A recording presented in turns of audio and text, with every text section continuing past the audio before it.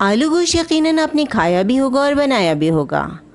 आज हम आपके लिए लेकर आए हैं देगी आलू गोश्त की बहुत ही ख़ास रेसिपी।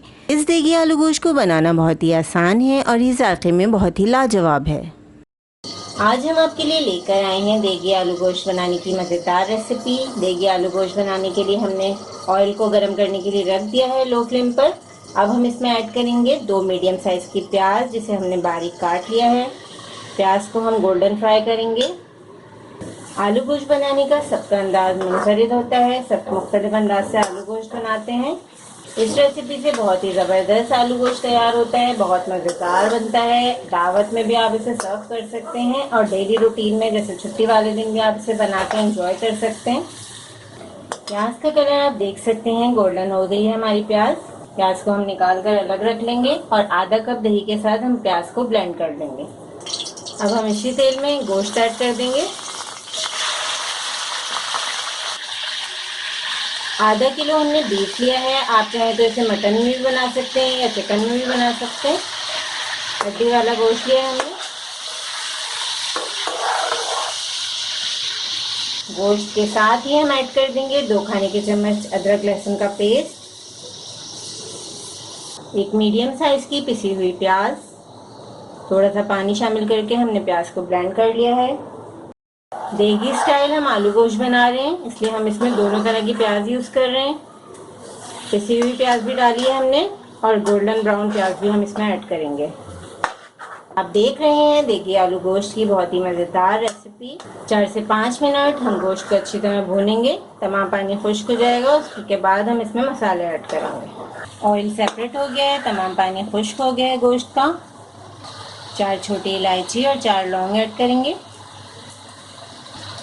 मसाले ऐड करेंगे 1 खाने का चम्मच लाल मिर्च पाउडर, 2 खाने के चम्मच धनिया पाउडर, 1 चाय का चम्मच ज़ीरा पाउडर और हस्बे ज़ायक़ा नमक।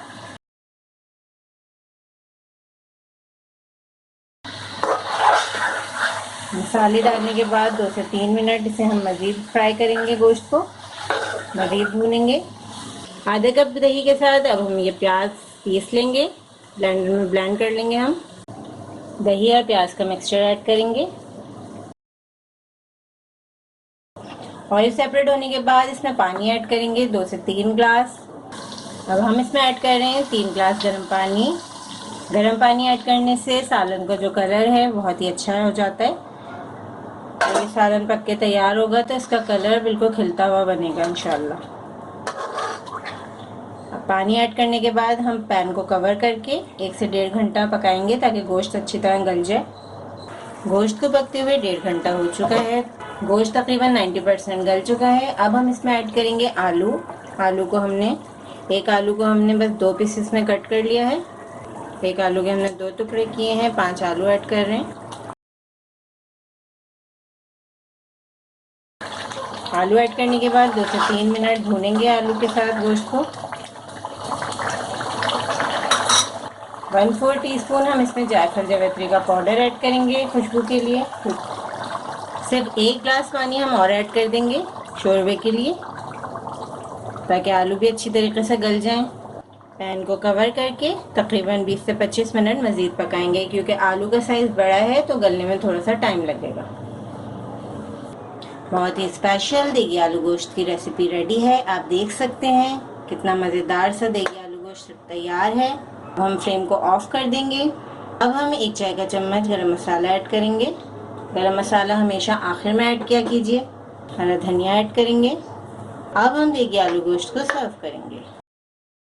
इस रेसिपी को ज़रूर ट्राई करें, क्योंकि हम बनाते हैं ख़ास आपके लिए हर रेसिपी को आसान अंदाज में। अपना ख्याल रखें और हमें अपनी दुआ में याद रखें। अल्लाह हाफ़िज़।